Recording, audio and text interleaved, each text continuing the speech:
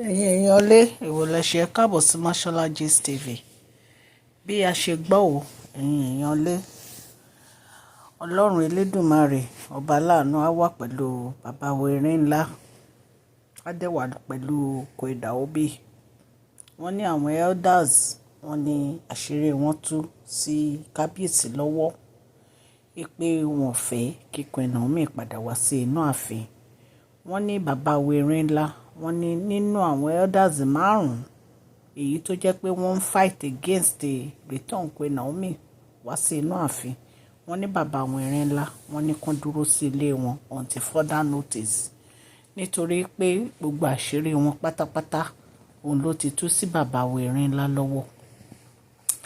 Ṣé ẹ mọ̀ wípé àti ìgbà tí Queen Naomi ti bẹ̀rẹ̀ full moon ritual wọn oríṣiríṣi àwọn nǹkan tí wọ́n ní kán lọ máa wá wọ́n ti rò nínú ọkàn wọn pé wọn ò lè rí láíláí. Gbogbo ipá wọn ò ní pé kí Queen Naomi má rí gbogbo àwọn nǹkan yìí. Ṣùgbọ́n wọ́n ní bàbá wa Erin ńlá wọ́n ní wọ́n ń ṣàdúrà ní lọ́sàn àti lóru láti fi rí gbogbo àwọn nǹkan yìí pátápátá.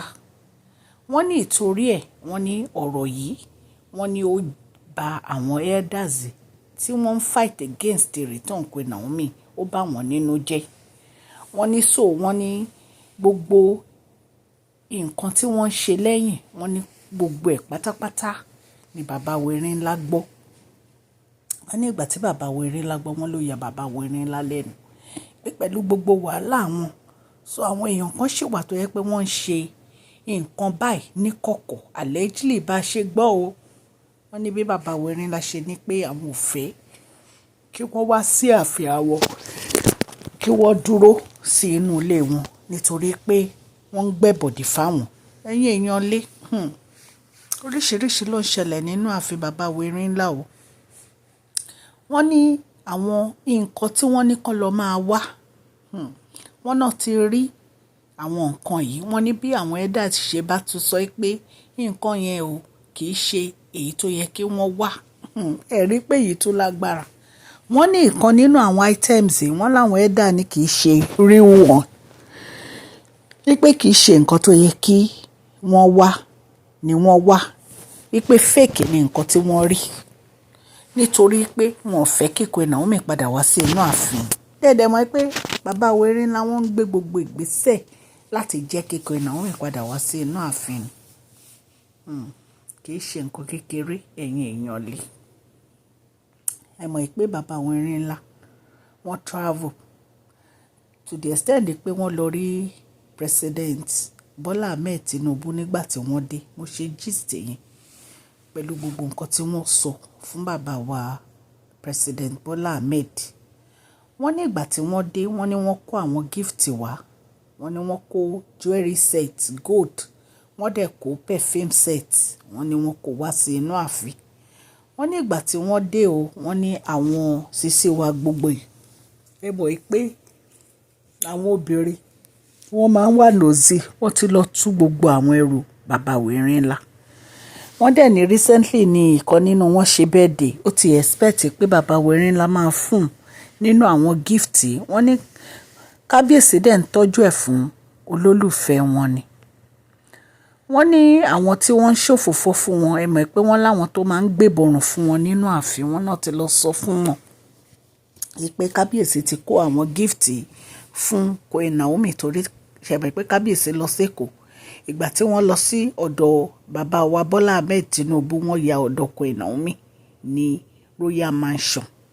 Wọ́n ní wọ́n ti kó àwọn gift yẹn lọ fún Queen Naomi. Wọ́n ní bí àwọn àǹtí wa ṣe bẹ̀rẹ̀ wàhálà nìyẹn pé àwọn ti mọ̀ pé kábíyèsí ò ní fún àwọn ní gift yìí pé àwọn ti mọ̀ pé especially ìkan nínú wọn wọ́n ní bó ṣe bẹ̀rẹ̀ sí drag ọ̀rọ̀ Queen Naomi nìyẹn pé òun ti mọ̀ pé gbogbo nǹkan tí bàbá wa Erin ńlá kó wá pé Queen Naomi náà máa kó fún pé ṣáwọn ò kì í ṣèyàwó kábíyèsí ni pé kí ló dé tó yẹ pé gbogbo nǹkan tó bá ti jẹ́ nǹkan olówó ńláńlá Queen Naomi ló ní gbogbo ẹ̀. Wọ́n ní kò sí nǹkan tí àǹtí wa yìí ò sọ tán gbogbo àwọn gist mo fẹ́ mú pọ̀ wá fún yín ni nítorí pé mi ní àǹfààní láti ṣe gist méjì lénìí, ṣùgbọ́n màá sọ méjì nínú àwọn gist fún yín. So wọ́n ní kábíyèsí ò tiẹ̀ dá àǹtí wa yìí lóhùn pé wọ́n kọ́ ignore ẹ̀ ni.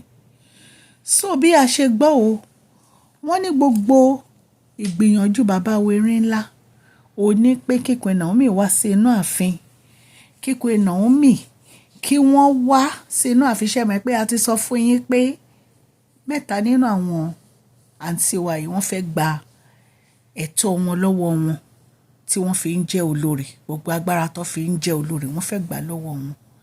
Instead kí wọ́n ronú ọ̀rọ̀ gift ni wọ́n tún ń já sí.